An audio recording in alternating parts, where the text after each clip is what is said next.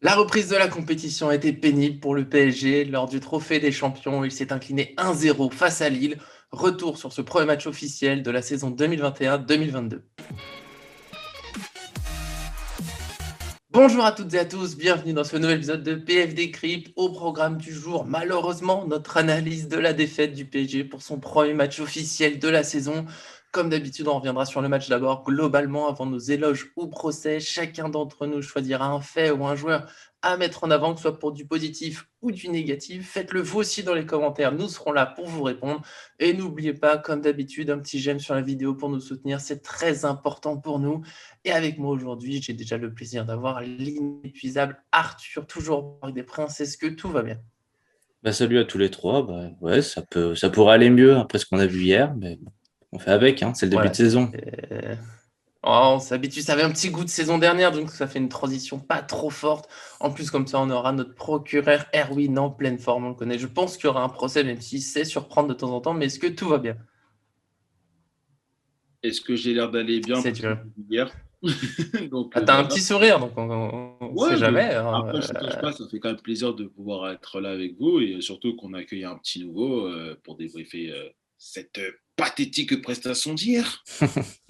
Ah, ben voilà, ça manquait de négatif dans cette première prise de parole. Là, ça fait du bien. Le procureur, là, et comme tu l'as dit, on a un invité un peu spécial, Raphaël, qui était passé d'ailleurs par Paris Fan. Peut-être qu'il reviendra un jour, on ne sait jamais. Il faut que je négocie avec lui s'il trouve du temps. En tout cas, membre du fan club Israël du PSG. Il était au stade hier. Il est même passé sur Amazon avant que j'ai lancé la chaîne. Malheureusement, que je n'ai pas pu le voir, mais il m'a montré l'image après. Il était là, en tout cas. Il est dans le stade, il va pouvoir un peu nous dire comment il a vécu ce match. Est-ce que ça va la voix, t'en as encore, t'as tout ce qu'il faut? Il m'en reste un petit peu, j'en ai gardé pour le podcast de ce matin. Et en tout cas, je peux dire qu'hier, on a eu droit à un revival de l'époque coloniale, c'était sympathique à voir. On va dire ça comme ça. C'est déjà bien. Avant de lancer un peu l'analyse, on va dire, du match, je veux dire des premières paroles, parce que nous, ça nous intéresse le retour un peu des supporters au stade. Le PSG a joué pendant un an à huis clos. C'était comment? Il y a eu de l'ambiance, ça fait du bien de les revoir de les revoir de le stade, tout ça. Alors écoute, nous, ça fait plusieurs années pour chacun d'entre nous qu'on ne les avait pas vus. Donc effectivement, au-delà du Oui, Corona, forcément. ça fait longtemps qu'on les avait pas vus. Personnellement, ça faisait 5 ans et demi. 5 ans et demi sans voir le PSG au stade quand tu as été abonné à Auteuil, c'est long. Et donc, de ce point de vue-là, ouais, c'était vraiment sympathique. Et l'ambiance, au début, était vraiment sympa. Voilà, bon, on va dire, on regardait sur le haut début, on sent qu'après ça a été peut-être plus compliqué, ça a été sympa de les revoir, mais on n'a pas forcément vu ce qu'on voulait. On peut se lancer dans l'analyse de ce match. Comme d'habitude, je m'appuie d'abord sur les réponses données à la question posée sur notre site. Je demande toujours aux supporters qu'avez-vous retenu du match? Et il y a un peu deux camps qui sont dessinés, ça arrive assez souvent. Le premier, c'est résumé par Damien Guisbier. Il nous a dit que c'était une défaite logique, il nous manque plein de joueurs, Lille est quasi prêt, il n'y a pas d'enseignement à tirer d'un tel match. Et il y a des supporters un peu plus sévères, peut-être que notre procureur va les rejoindre, hein, c'est un peu l'habitude. C'est Weatherspoon qui a résumé, je trouve, cet avis, c'est que Pochettino est un coach trop limité, pas à la hauteur du PSG. Je trouve ça peut-être un petit peu dur. Et je vais demander à Arthur ce qu'il en pense. Est-ce que voilà, on peut être, on va dire, indulgent avec ce PSG qui a perdu, c'était presque logique, ou quand même faut voilà souligner qu'il y a des ratés et qu'on pouvait faire mieux. Écoute, déjà, j'ai été indulgent pendant les 6 derniers mois depuis l'arrivée de Pochettino. Alors du coup, je me disais quand même de belles choses sur ce début de saison, même si on le sait, c'est un premier match officiel, c'est jamais simple. Mais on a un peu vu les mêmes mots que la saison dernière, que la fin de saison dernière, c'est-à-dire avec une animation offensive très très limitée. Alors bien sûr, hein, on va me dire il manque Neymar, Di Maria, Mbappé et consorts, mais il y avait quand même sur le terrain Icardi, c'est pas n'importe qui, il y avait quand même sur le Si, il terrain était là, on le Julian promet. Draxler, champion du monde, hein, faut pas l'oublier, c'est quand même un joueur qui est censé faire les différences. Et ben hier, encore une fois, on voit que le PSG sans ses stars, c'est difficile de marquer. Donc on peut remettre la faute un peu sur le deuxième commentaire. Je suis assez d'accord. J'étais pas trop sur la fin de saison, mais sur ce début de saison, je suis un peu plus sévère sur la gestion de Mauricio Pochettino, qui a pas lancé les grandes hostilités, qui a pas fait de coaching très très tôt dans le match. Bon, bien sûr, il a fait rentrer Wijnaldum, mais 71e après 81e. Quand on voit un PSG qui s'en sortait pas dans la transition, pour moi, c'est quand même une limite. On aurait aimé voir mieux parce que je sais pas pourquoi tout le monde s'est extasié sur le match de Lille. Je les ai pas trouvés très bons. Je les ai trouvés pas terribles avec le ballon. Bon, certes, ils allaient vite vers l'avant, mais si on regarde la globalité du match, Paris a quand même dominé avec le ballon, mais sans rien en faire véritablement. Donc pour moi, c'est une défaite qui aurait pas dû se produire. Paris avait les moyens de faire mieux, mais il y a des manques, et notamment au niveau du coaching de Pochettino. Bah, tout à l'heure, tu disais, Nico, tu parlais des deux commentaires qui ont illustré un peu le match. Bah, je trouve en fait que les deux sont plutôt complémentaires dans le sens où, alors, qu'on soit bien clair, je ne suis pas là pour défendre Pochettino, ça c'est sûr, mais quand tu vois qu'il te manque globalement au niveau offensif, qu'il te manque Neymar, Mbappé, Di Maria, il te manque Verratti pour la transition, même éventuellement Rafinha qui n'était pas là parce qu'il était, je crois qu'il était blessé ou un truc comme ça. Bah, tu voyais déjà qu'il y avait quand même des complications. Et puis, sincèrement, je pouvais juste poser la question, quand on a vu la compo, qui s'attendait réellement à ce qu'on fasse quelque chose? Non, mais je vous dis vraiment tout de suite. Hein. Je pense que personne ne s'y attendait, même moi y compris. Je pense qu'on ne s'attendait pas à voir quelque chose de très folichon. Alors oui, on a dû composer par rapport à ça, mais je suis désolé, de l'autre côté, c'est... Alors, l'autre, il parlait de Pochettino qui est un coach limité. Pourquoi tu fais ton premier changement à la 71e minute? Tu vois que l'équipe est domine, que certes on domine, mais on est mené, tu peux quand même le faire bien plus tôt que ça. Surtout quand tu sais que tu as droit à 5 remplacements. Il n'en a fait que 3, si je ne me trompe pas dans On le n'a pas match. fait d'ailleurs. On en a fait 2 ou 3, je crois, grand maximum. Mais tu te dis, C'est mais... 3. Et le problème, c'est que Pochettino, il fait ça très souvent. Je ne sais pas pourquoi, c'est quoi le problème des coachs étrangers, que ce soit Unai Emery Tourelle et même Pochettino, attendent toujours après la 70e minute pour faire un seul changement. Tu vois que ton équipe est malmenée malgré tout, mais fais-le plus tôt. Oui, Wijnaldum, il a fait une très bonne entrée, mais pourquoi il n'est pas rentré plus tôt dans ce cas-là? Parce que tu voyais très bien que c'était lui qui essayait d'apporter quelque chose au milieu de terrain. Pourquoi tu ne le fais pas rentrer plus tôt? Donc évidemment, tu as tous ces trucs-là qu'il faut prendre en compte par rapport au match d'hier. Même si, à mon sens, c'est loin d'être encore un enseignement sur le reste de la saison. Parce que je pense qu'on l'attend plus pour le championnat, la Coupe de France et surtout la Ligue des Champions, que franchement, sur un match de Trophée des Champions, qui, je rappelle, au début, tout le monde s'en foutait. Et depuis hier, c'est « Oh mon Dieu, Trophée des Champions, on a perdu, c'est incommensurable. » Alors que Trophée des Champions, personne ne s'en occupe en général. C'est vrai. Raphaël, Je suis assez d'accord avec ton analyse, Erwin. Du stade, en tout cas, je peux dire que l'impression de lourdeur des joueurs, elle était parisienne. C'était assez incroyable. J'avais jamais vu Icardi en vrai. Je suis pas sûr de l'avoir vu hier non plus, pour être très honnête. Mais le joueur qui avait le 9 sur le dos, en tout cas, et je suis à peu près sûr qu'en pointe de vitesse, je vais plus vite que lui, en fait. Et ça, c'est pour un joueur professionnel de cette carrure et de cette stature, ou la stature qu'il est censé avoir, c'est impardonnable. Pareil je parle d'Icardi, je peux très bien parler de Draxler, d'Herrera. Ça a été assez indécent. Alors c'est vrai, c'est un match de reprise. C'est vrai que ça ne dira rien sur la saison. En attendant, il y a quand même un minimum de standing, j'ai envie de dire, quand on est le Paris Saint-Germain, on ne peut pas se permettre de jouer n'importe quand, même avec l'équipe B ou C. Si tu prends une des équipes, le Barça, la Juve, etc., même quand ils ont des joueurs remplaçants, même en début de saison, etc., ça peut être poussif, ça peut être, etc., mais il y a quand même un minimum de discipline. Hier, la rigueur tactique, c'était zéro. Zéro. Mais je pense qu'on est tous j'étais un peu perdu par moments sur comment on jouait avec ces Draxler et Clément qui changeaient beaucoup, qui allaient très près d'Icardi. Je trouve qu'en fait, finalement, il ne bougeait pas beaucoup. Alors, il y a la préparation qui joue. Je pense que le fait que tous les Parisiens semblent lourds, et il y avait le temps aussi, évidemment, qui n'était pas chaleur, humidité. Tous les jours étaient lents. Les lois aussi, c'était tout très lent, mais je trouve qu'on a quand même vraiment pas de choses. Erwin, tu parlais de la composition. Elle fait pas rêver, hein, c'est pas notre 11 type. Mais quand il y a Draxler quand même sur le terrain, moi j'attends à ce qu'il prenne le jeu. Un peu, c'est lui qui devait être le meneur de jeu. Et bon, jamais vu, à part pour quelques glissades ou des un petit peu loupés.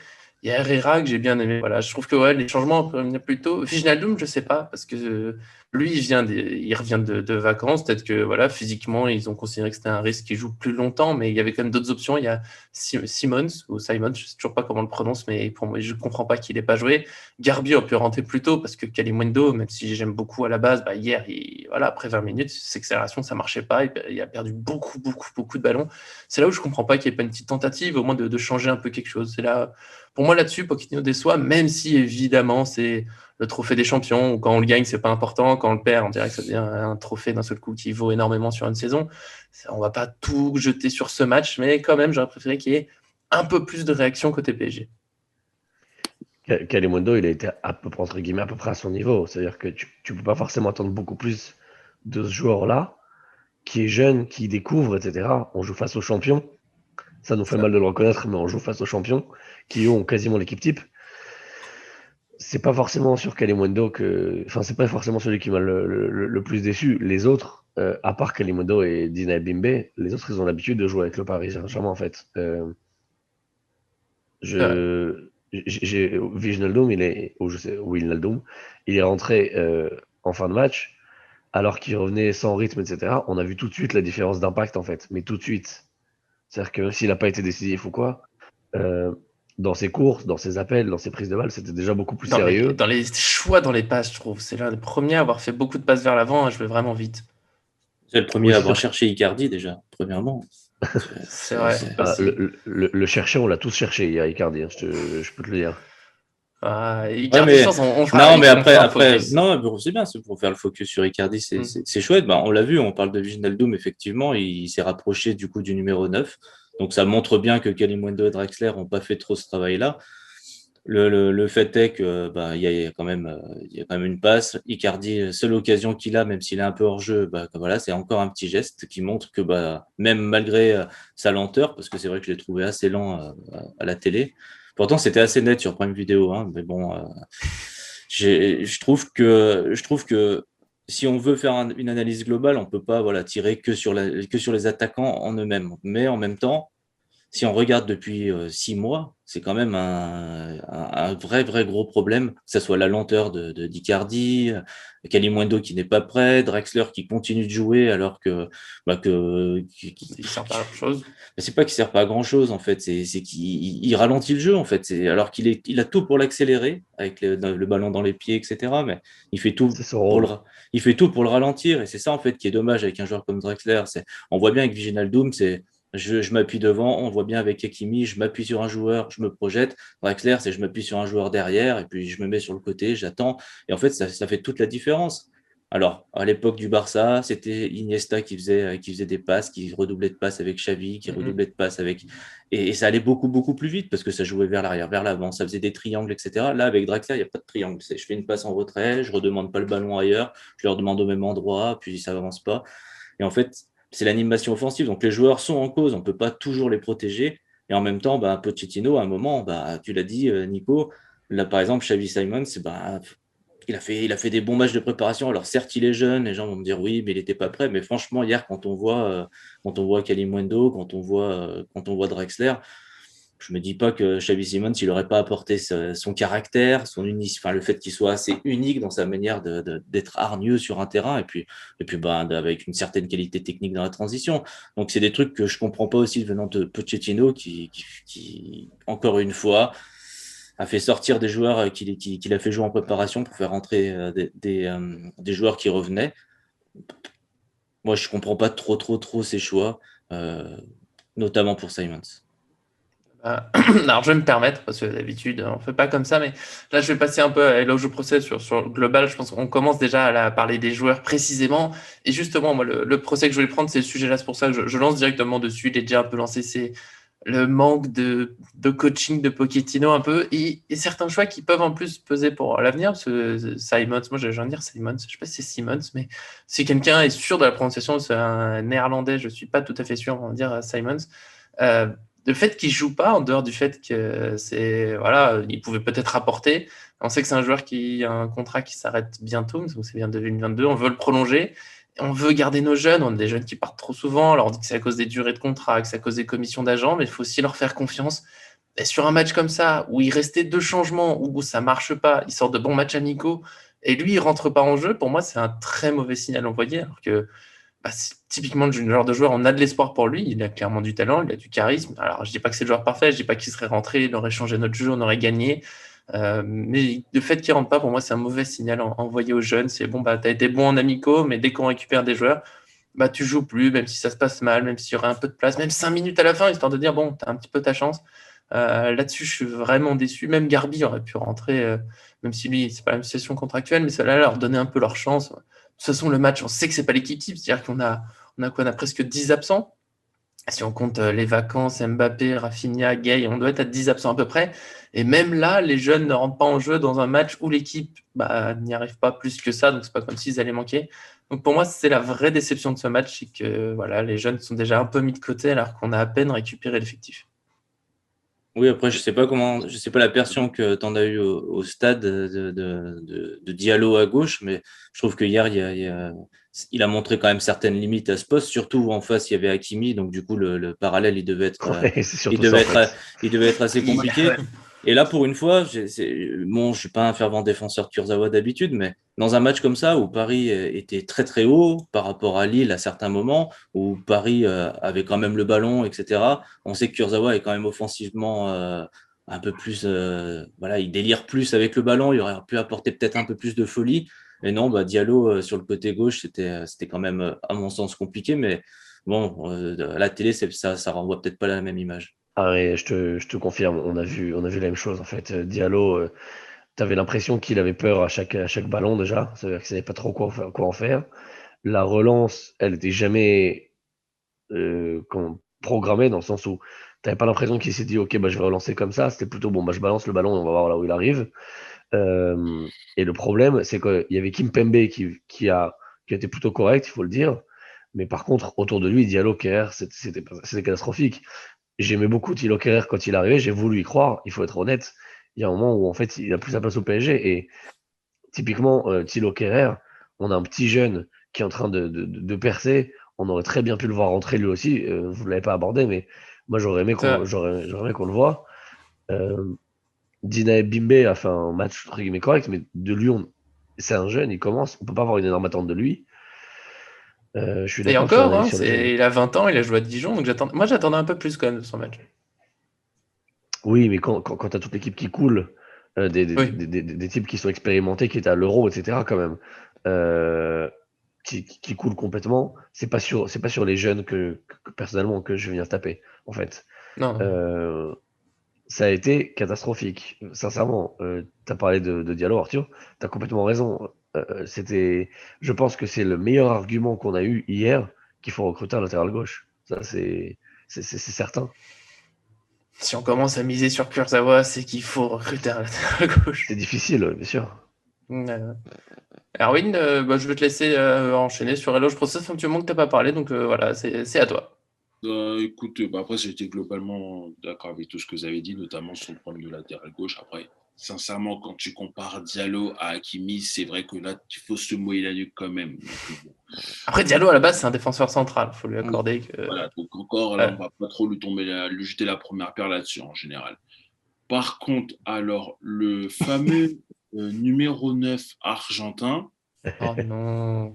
Ah non, sincèrement. Je voudrais juste poser une question très très simple. À quoi servi Icardi hier? Et il n'a pas reçu les ballons, mais à la base, il y a quand même. Alors, je veux bien accorder, il a été lent. On l'a pas beaucoup vu dans le jeu.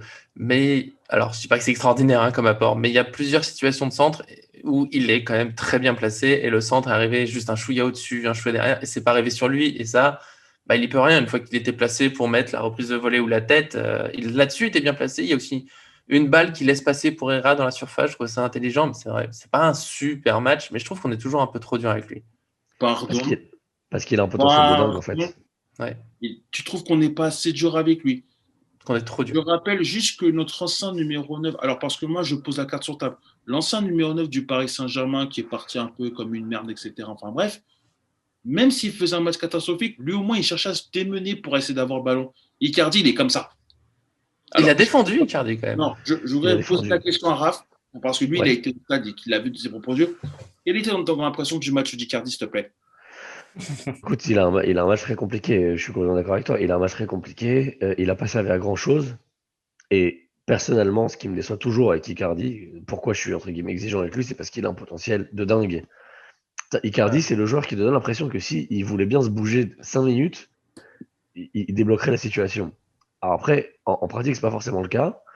Je suis d'accord aussi avec Nico qu'il a essayé de défendre, il a essayé de peser sur les centres, etc. Et qu'il n'a pas été aidé sur les centres. Parce que si les centres étaient bons, il était seul à être bien placé en fait. Et il est Draxler, trop seul. Il est trop seul dans la surface, je trouve. Draxler, Kalimundo, etc. sur les centres, je sais pas. Je les ai pas vus en fait. Euh, Icardi, il a le problème que soit il joue avec des superstars qui jouent super bien au ballon et du coup il passe pour quelqu'un qui sait pas jouer avec le ballon, soit il joue dans une équipe comme ça et dans ce cas-là tu le vois pas parce que personne lui amène jamais le ballon en fait. Et Donc ouais, Icardi justement, il rate son match mais c'est pas le pire hier. le problème justement d'Icardi, quand je regarde quand il était à l'Inter, c'était pas l'équipe d'Inter qui dominait comme celle de la saison dernière qui a été champion d'Italie. C'est quand même une équipe d'Inter qui était, excusez-moi de dire ça, en mode Banterera, que tout le monde se foutait de la gueule. Et pourtant, il Oui, arrivait quand même à scorer quoi qu'il Mais il arrive. était servi. exactement. Ouais, mais le problème, c'est que tu veux bien être servi, mais il faut aussi te rendre disponible pour être servi. Donc, c'est Le- pas en restant constamment derrière ton défenseur pendant 90 minutes que tu vas être bien servi quand même. Alors, je veux le- bien que Draxler aussi fasse un match catastrophique, ça, on le sait tous, moi, surtout moi en premier, ou qui que ce soit d'autre, mais le problème, c'est que toi, tu es là, toi, tu es derrière ton défenseur, essaie au moins juste de courir, rien que de courir pour montrer que tu te rends disponible, franchement. Alors, moi, de la télé, enfin de l'application Amazon, d'ailleurs, super application passage, je l'ai pas vu et j'ai pas l'impression qu'Icardi faisait vraiment quoi quelconque mouvement sur le terrain. Alors peut-être qu'après, Raph, par exemple, un point de vue différent du mien, mais moi, j'ai l'impression que il jouait comme s'il en avait strictement rien à foutre. Vraiment. je suis assez d'accord qu'il était très lent, vraiment. Après, tu vois quand même qu'il essaye de se déplacer de façon latérale. En fait, après, effectivement, moi, premier mi-temps, il était devant moi, donc j'ai vraiment pu le voir comme il faut. Il essayait de façon, entre guillemets, latérale, ou il a essayé de bouger, de proposer des choses, de se débarrasser de son défenseur, mais c'est toujours en marchant. Et c'est ça le problème, en fait. C'est qu'il marche, il marche, il marche. Après, s'il n'avait pas été hors jeu sur cette action-là, je pense que peut-être que le débrief serait différent aujourd'hui, mais et c'est ça qui est cruel pour un attaquant. C'est que le débrief, il est souvent sur Ouais, c'est il a dur. marqué ou pas, bien sûr. C'est clair. Arthur, un mot Après, sur Icardi? oui, mais après, on peut Ouais. pas. Tout est lié hein, dans une équipe qui réussit pas grand-chose offensivement, avec un milieu de terrain Danilo et Bimbe qui avait joué déjà très bas sur certains matchs de préparation. Herrera, dont on sait qu'il est pas, c'est pas Verratti, hein, c'est pas Pogba, c'est pas Wijnaldum non plus. Ensuite, on a un Draxler qui s'est jamais vraiment appuyé sur Icardi dans l'axe. Alors, sur les côtés, ses centres, ses corners, moi, j'ai entendu dire qu'il les avait bien tirés. Alors après, peut-être que je me trompe, mais j'ai pas trouvé les corners très bien tirés non plus. Kalimundo, voilà, il a coulé très vite. Il a commencé le match correctement, mais ensuite, ça s'est éteint. Donc, c'est difficile pour un Icardi d'être efficace. Après, voilà, il faut voir aussi l'autre lecture, c'est que Icardi, il a un super placement en général, il est toujours là au bon moment quand il y a des centres ou quand il y a des passes. On l'a vu avec Wijnaldum, hein, il fait le bon appel. C'est vrai que sur les centres d'Hakimi, Hakimi, il a fait un bon match, on a vu tout ce qu'il va apporter, mais on a vu aussi des centres un peu voilà, à terre dans les pieds des Lillois ou un peu trop au-dessus, comme tu as dit, Nico. Ah, c'était Et, pas loin, mais et pas parfait. ça, et ça aussi, c'est des petites choses à dire. Alors, après, voilà, on a le droit de débriefer un petit peu ce qu'on a vu. Icardi, il va encore s'en prendre plein la figure, évidemment, parce que, bon, comme tu l'as dit, Erwin, face à Cavani qui se battait, il souffre de la comparaison. Quand on rajoute, si on met Mbappé à sa place, forcément, Mbappé, c'est pas le même talent non plus. Rien que ses accélérations, elles font peut-être lever tout un stade. Après, Neymar, quand il est en forme, forcément, Di Maria est capable de mettre des petits lobes sur le côté ou de mettre des centres ou des passes venues d'ailleurs. Donc c'est vrai qu'il va souffrir de la comparaison avec les stars, je suis assez d'accord avec toi, Raphaël. Et après, quand il est avec une équipe un peu amoindrie, qui a pas trop d'idées avec le ballon, bah forcément, c'est pas lui qui va apporter l'idée. Donc, il faut aussi s'enlever l'idée de la tête qui va créer le jeu, qui va chambouler toute une équipe dans son animation offensive. Bien évidemment, il pourrait aller un peu plus vite, il pourrait être un peu mieux en forme parce qu'il était un peu pâteau, mais on peut pas tout lui mettre sur la figure non plus. Après, il y a la préparation physique qui joue aussi. Comme on disait au début, si tous les joueurs ont été lents, bah, c'est que voilà, ils ont les jambes lourdes. Icardi, ça l'aide pas parce qu'on sait que c'est déjà pas le plus rapide. Là, il était en plus lourd. Et sur les centres, je vais finir là-dessus. Voilà, Hakimi, il n'a pas été parfait, mais pour les deux, je trouve qu'ils sont pas aidés par on a un problème au PSG depuis peut-être des années. C'est le manque de présence sur les centres. On a un buteur, mais c'est très peu. C'est un centre sur un joueur exactement à chaque fois. Bah, c'est très difficile à faire, tout simplement. C'est mieux d'avoir plusieurs joueurs pour que ça retombe sur l'un d'eux. Et je trouve que là-dessus, il y a encore des gros progrès tactiques à faire au PSG. Et pour la suite, malheureusement, on a voilà, les aléas de la vie, le temps qui passe fait que Arthur ne pourra pas aller jusqu'au bout tout à fait de ce podcast. Donc, il va faire son éloge au procès rapidement. Et puis, il faudra déjà lui dire au revoir, malheureusement. Oui, bah écoutez, désolé de vous devoir vous quitter. Ouais, moi je pensais parler un petit peu de Kimpembe. Alors je vais dire 2 mots quand même avant de partir. Il revient quand même d'un euro compliqué et il a montré tout de suite son talent. Je pense qu'il a senti, comme je l'ai un peu dit hier dans la conversation, il a senti un petit peu le souffle de Sergio Ramos dans sa nuque. Il a tout de suite, il s'est tout de suite mis au niveau. On sent qu'on aura quand même une grande défense cette saison parce qu'on a quand même 3-4 joueurs. Si on compte Diallo aussi, qui en défense centrale apporte des certaines garanties.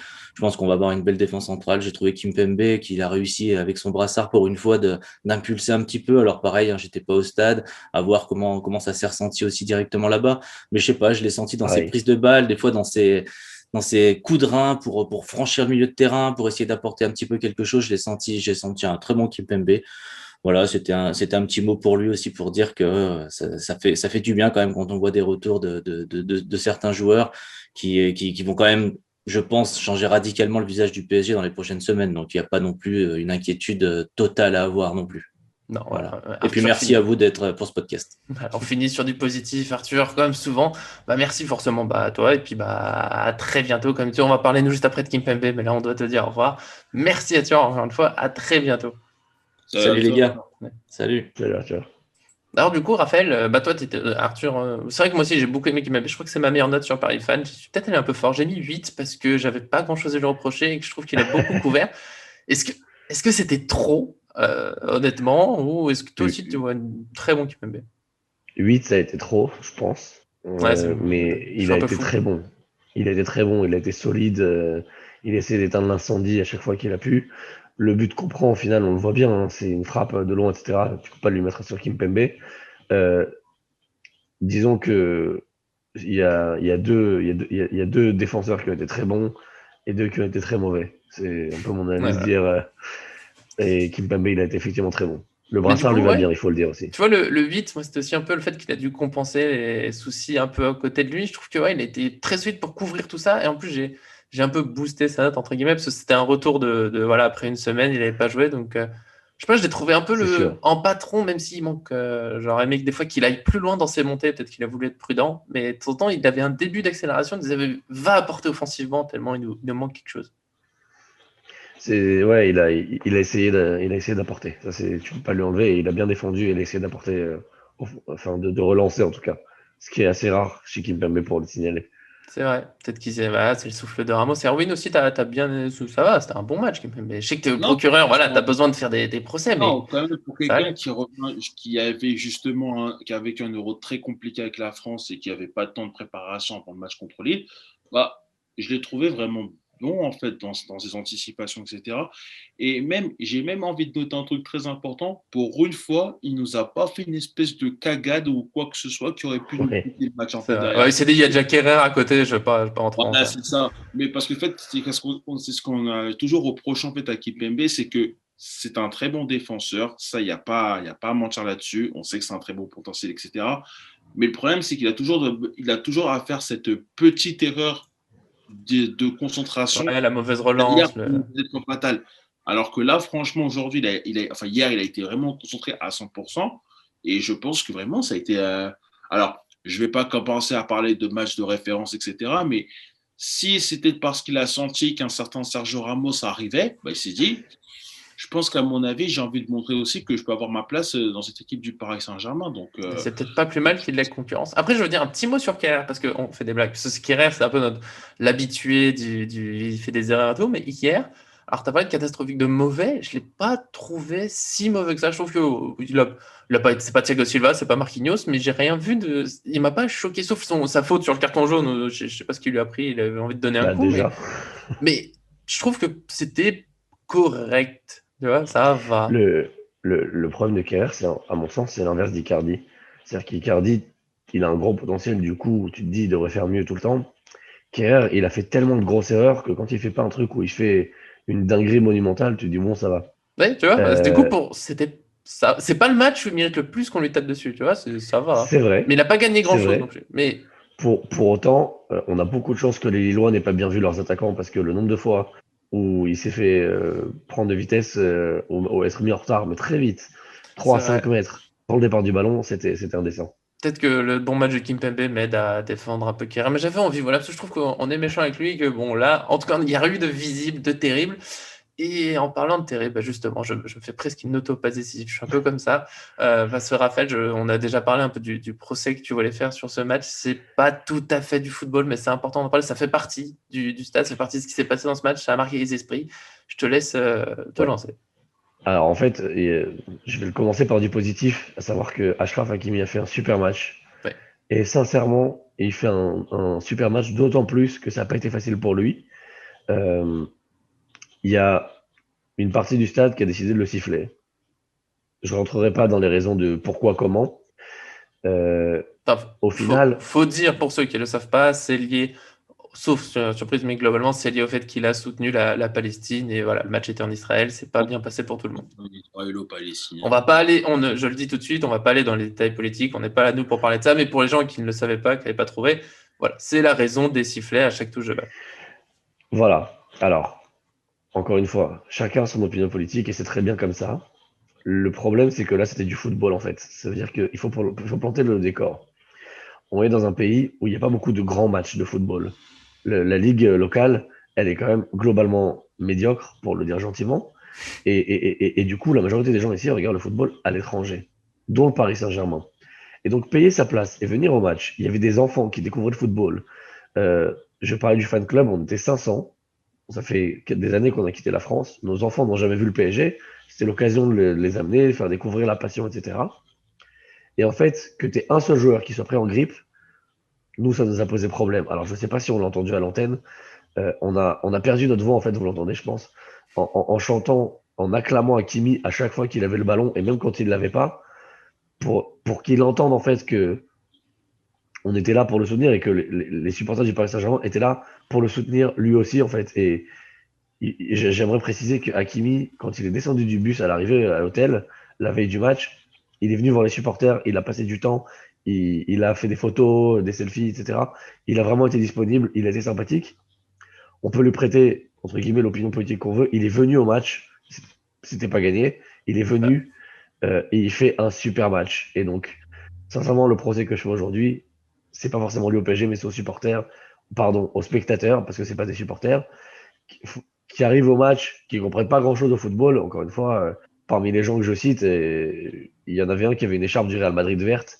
N'importe qui connaît le football sait que le Real Madrid, c'est pas ses couleurs. Les types, ils étaient venus pour siffler. C'est aussi une mode qu'il y a ici dans certains stades, etc. Bon, bah, ils ont voulu faire la même chose. Le problème, c'est que là, on était filmé par le monde entier et que le Paris Saint-Germain, c'est un club immense et qui viennent jouer un match comme ça à Tel Aviv, c'est un privilège en fait. Nous, on l'a pris comme ça. On était vachement heureux de les voir, de pouvoir les acclamer, et pas uniquement parce qu'on est supporters. Il faut le dire, il y a des supporters marseillais qui ont payé leur place pour venir voir ce match. Alors, ils sont venus pour tailler Paris, peut-être, mais ils ont payé Mais leur ils sont place pour venus. venir voir le match. C'est un événement en soi. Et qu'il y ait des types qui cassent l'ambiance, il n'y a pas d'autre mot, je suis désolé. Comme ça, c'est scandaleux en fait. C'est scandaleux. On n'a pas eu le droit d'amener des mégaphones parce qu'ici c'est interdit d'amener des mégaphones dans les stades. On D'accord. va comprendre. Ouais. Du coup, on n'a pas pu se faire entendre comme il faut. Je crois que lui l'a entendu parce qu'en première mi-temps notamment, il nous a regardé pas mal parce qu'on était donc on était de son côté, on était juste derrière lui. Et en tout cas, voilà, mon gros coup de gueule, mon procès aujourd'hui, c'est ça. C'est cette espèce d'ignorance, pour pas dire autre chose, qui fait que tu siffles un joueur, tu le prends en grippe pour rien. Et je vais te dire, c'est que dans le stade, on était tous à espérer qu'il marque, en fait, pour les faire taire. Ouais, Euh, ça aurait été. On a tous espéré, je crois, partout. Et je pense que c'est même pas que dans le stade, hein.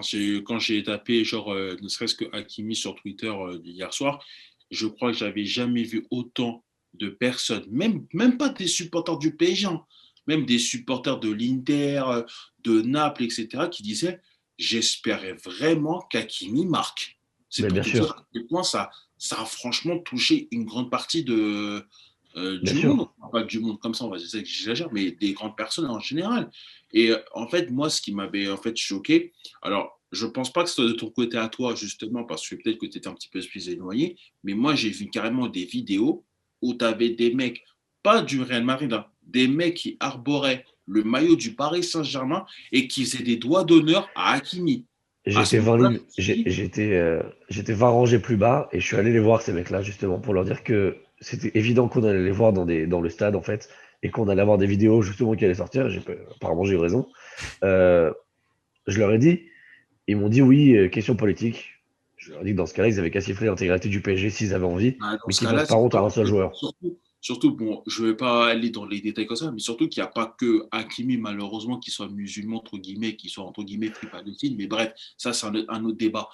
Mais le truc, c'est que je ne comprends pas si jamais tu cibles rien qu'un joueur de ton équipe pour ça, bah, autant siffler toute l'équipe derrière au final. Et Ou au jette pire ton des cas, maillot. De toute et façon, même, Ou et aller, jette ton même, aller maillot. dans un stade pour siffler, je comprendrai jamais, quel ça, que je ne soit comprends la pas. Ça, je raison, le comprends pas. niveau, le. Même si c'est un joueur de ton. Mais même, alors, siffler l'équipe adverse, ça, je Ah non, pense mais que siffler les Marseillais au Parc des ça, Princes, mais c'est pas, ça fait partie du chambrage, c'est du. d'accord. C'est pas Et comme les pareil. marques vont siffler, c'est pareil. Mais ce que je veux dire, c'est comment tu te dis, tu vas payer ta place 50, 40, je sais pas, enfin, ça dépend des prix dans les stades, pour siffler tes propres joueurs. Non, puis même si c'est pas tes Dis-toi, propres joueurs, je trouve que le. Alors la politique, moi, bien sûr, on n'est pas là pour en parler. On est sur un Paris fan, c'est le football, tout ça. Mais pour moi, ce genre de choses, ça devrait pas avoir sa place dans un stade. On n'est pas là pour parler politique. On n'est pas là. Et si tu as envie de faire de la politique, mais manifeste devant le stade si tu veux, à la limite. Mais laisse les gens qui aiment le football aimer. Ce que tu disais, Raphaël, moi, ça m'a. Bah, c'est bête, mais ça m'a touché. Les enfants qui sont venus découvrir ça, bah, j'aurais aimé qu'ils découvrent un match de football sans qu'il y ait un joueur qui soit pris en grippe comme ça pour une raison. En plus, pour leur expliquer, c'est peut-être pas forcément évident non plus C'était difficile, c'était très difficile de leur expliquer parce que enfin, il y a pas de vraie raison. En fait, ça veut dire, c'est, tu l'as dit, Erwin, c'est pas le seul à avoir ces opinions-là. Je parle pas de religion parce que c'est pas sur sa religion qu'il a été sifflé. Je vais être très clair là-dessus. Mais il a les opinions politiques qu'il veut. Mais enfin, je veux dire, le Parc des Princes, c'est un stade où fut un temps, on avait Auteuil et Boulogne qui étaient aux opposés les deux. Et alors oui, il y a eu des incidents, il y a eu tout ce qu'on sait, le plan Le Prou qui est venu calmer, etc. Mais je veux dire, le football, c'est une fête. Le sport, c'est censé réunir. On est en période de Jeux Olympiques exactement. où tout le monde parle de ça. C'est ce qui s'est passé hier, et je suis très triste de le dire, mais c'est scandaleux en fait. C'est juste scandaleux. Et les journalistes locaux, ils ont pas osé le commenter en fait pendant le match. Parce ils sont conscients eux aussi que, un, c'est ridicule, et deux, quelle image tu donnes. Tu fais venir un match comme ça, à Tel Aviv, avec toute la controverse ou les discussions que ça a pu entraîner, et tu te conduis comme ça. Ouais, Je ça suis donne. désolé, Je mais suis désolé pour toi qui as envie de revoir des matchs, mais ça donne pas forcément envie de revenir après, ah, c'est clair, forcément. c'est certain. ça donne C'est pas forcément une bonne opinion en plus des personnes qui sont juste des locaux justement à ce Mais je niveau-là. suis content de savoir, il faudra absolument que cette vidéo soit partagée au maximum, mais qu'il a été soutenu parce que je suis désolé, mais à la télé, entre guillemets, parce qu'Amazon, c'est pas que la télé, mais on va dire à la télé, parce que c'est plus simple, on entendait surtout les sifflets, on entendait les bien chants sûr. entre les sifflets, mais quand Hakimi était sifflé, bah, c'est peut-être une position de micro ou vous n'avez pas de mégaphone, mais je suis content de savoir qu'il a quand même été soutenu dans le stade, parce que nous, on a le sentiment que du coup, il a vécu son match à être sifflé, donc comment il a pu avoir un peu de soutien, et c'est déjà bien, parce qu'il n'y a pas à vivre ça. Écoute, j'ai passé une partie du match à aller voir les types qui le sifflaient en fait et à parler avec eux, à leur dire, écoutez, arrêtez-vous quoi, ça sert à rien. On ira nulle part et on est plusieurs à l'avoir fait. On ira nulle part comme ça. Je veux dire, on est arrivé à un stade et je rigole pas. Même les Marseillais, ils ont chanté Hakimi avec nous en fait. Ce qui est beau. Je, Oui, Ouais. mais c'est Ah oui. dommage qu'on doive en arriver là, en fait. C'est ouais, Et ouais. justement, c'est ça qu'on en parlait, c'est que vraiment, quasiment beaucoup ont été touchés par ça. Mais c'est Et moi, ce normal. qui me choquait encore plus, enfin, c'est pas que ça me choquait, mais c'est de voir des supporters d'autres équipes qui étaient en mode, mais soutien à Hakimi. Et franchement, et comme tu l'as dit tout à l'heure, on l'avait même dit en début, etc. Mais tout le monde n'espérait juste un truc, Ah, c'était le but. qu'Hakimi marque un but. C'était juste ça que tout le monde espérait. En dehors du Mais fait qu'on aurait peut-être pas Bien perdu le sûr. match, mais il y avait Non, même mais bien sûr. et il aurait pu marquer quand il fait son espèce de contrôle le un petit peu. centre, Ouais, il aurait peut-être dû Ouais. l'attaquer, mais bon, ça c'est autre chose.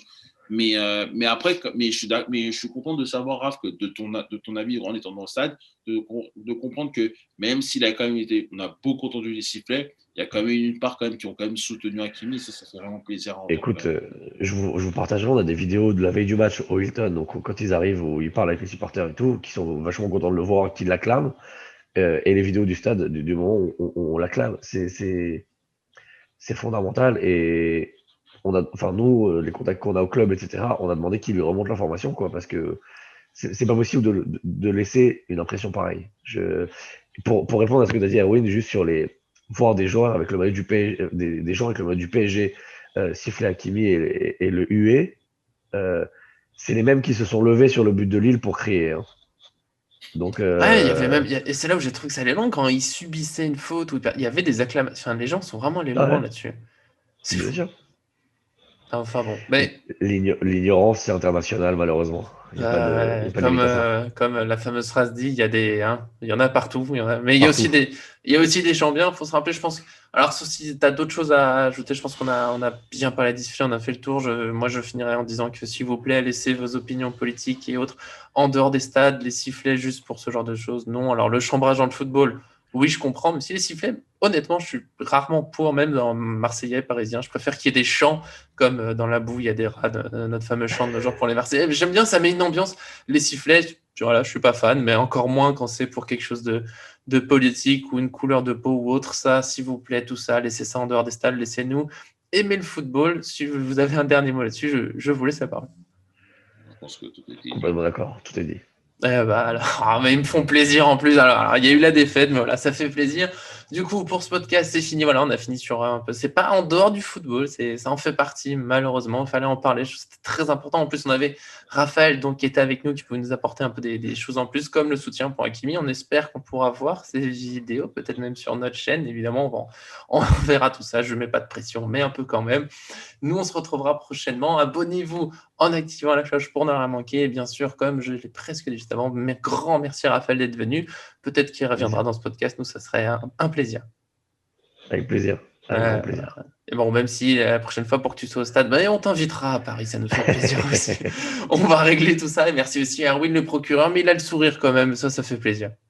Bah, c'est parce que vous êtes là, donc forcément, j'ai le sourire. Donc, voilà, mais encore une fois, un grand plaisir d'être de retour un lundi pour débriefer un match, même si c'était raté. Donc, vraiment, au retour prochain. Voilà, mais il y aura des débriefs, il y aura des victoires, il y en aura quand même cette saison. Ça a commencé un peu difficilement, mais bon, faut pas tout jeter, comme on l'a dit, c'était pas l'équipe complète. On verra tout ça, on verra cette saison, on la vivra encore ensemble. Je le redis, abonnez-vous pour ne rien manquer. Merci à tous et à très bientôt.